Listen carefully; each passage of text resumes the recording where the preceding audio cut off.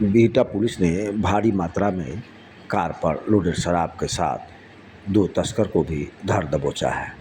गुप्त सूचना के आधार पर कार्रवाई की गई है। पुलिस आगे की कार्रवाई में जुट गई है। 25 की रात्रि में मद्य निषेध इकाई बिहार पटना की गुप्त सूचना के आधार पर आरा पटना मुख्य सड़क पर सिकंदरपुर स्थित बजरंगबली के पास एक वाहन को रोका गया, जिसे सर्च करने पे उसमें अंग्रेजी शराब बरामद किया गया तथा 2 व्यक्ति को भी गिरफ्तार किया गया।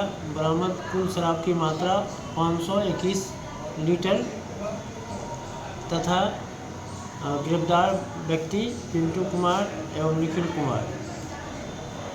एक ब्लू रंग का टाटा टाइगर गाड़ी भी जब्त की गई है, जिसका गाड़ी संख्या BR 29AL 4744।